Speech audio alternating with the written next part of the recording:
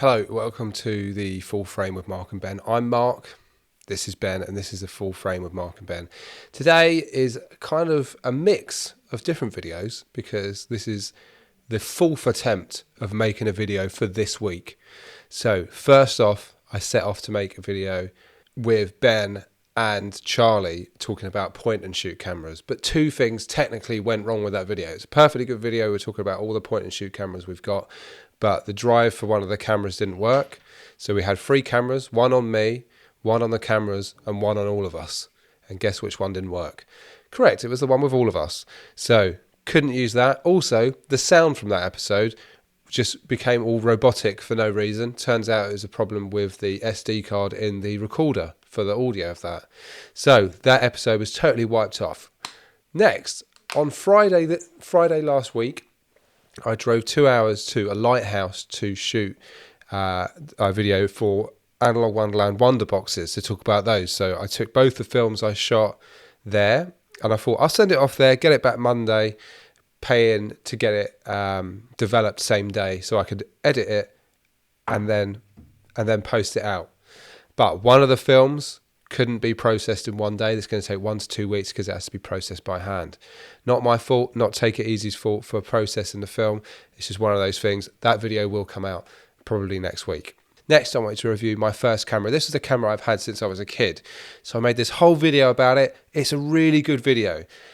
Same again, I shot all the photos, went to the Watercress line, which is a old railway with steam trains near where I live. Made a really good video. I think shot some pretty good photos, but sent the film off to get processed. Same day processing so I could get this video out in time because I'm obsessed with getting the video out in time. It came back, the camera wasn't winding on the photos properly. So I basically got 3 photos, each were multiply exposed. Here they are. You can look at them. It's the only time anyone's going to ever see them anyway.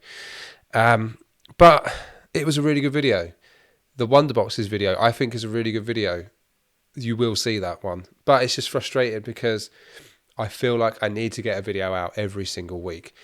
With this YouTube channel, I feel that if I'm not putting out a video every week, it's kind of a game that I'm having with myself. I feel like I need to put a video out every week to help this channel grow. And it gets to the point where this is my 4th attempt of getting a video out. There's nothing that's going to stop this video going out. It's just frustrating when I've made 3 different videos, all I think are good videos, and for one reason or another, it doesn't quite work out.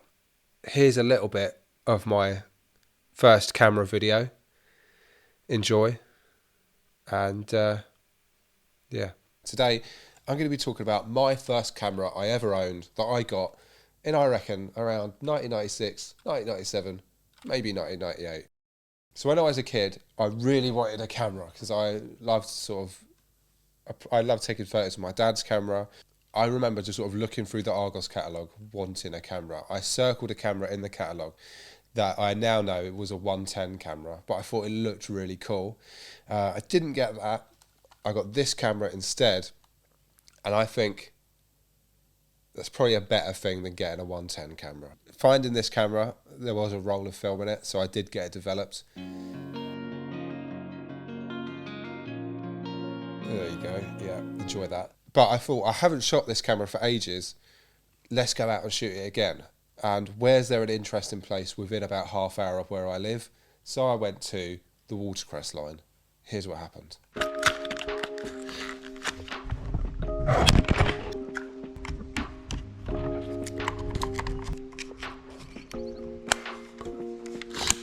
Right, so I've travelled to the Watercress line in Ropley.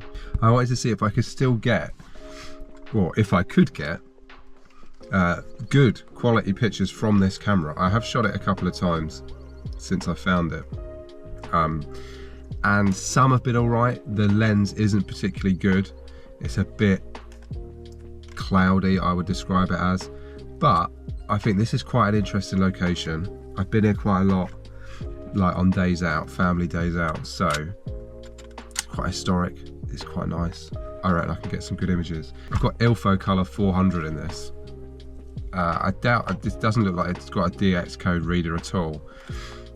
So we'll see what happens. It'll be interesting.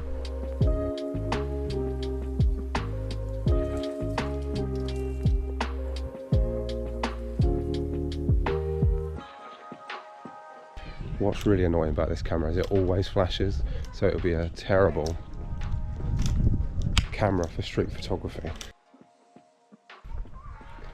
My finger might be over the lens and I don't know. When's the next train coming in? Next one will become. No, next one is 1426.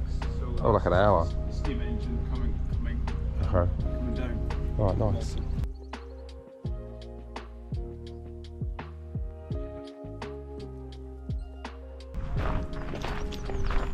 Do you like get paid for working here, or do you volunteer? No, you Volunteer.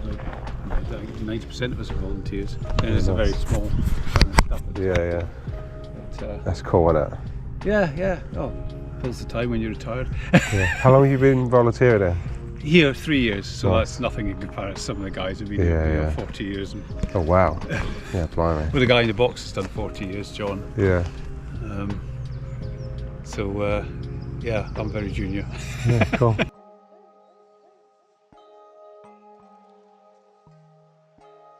So while we're waiting for the train to come along, I reckon in the next 2-3 minutes, I thought I'd give you a bit of information about this camera. So it takes AA batteries, which is not like the traditional camera batteries.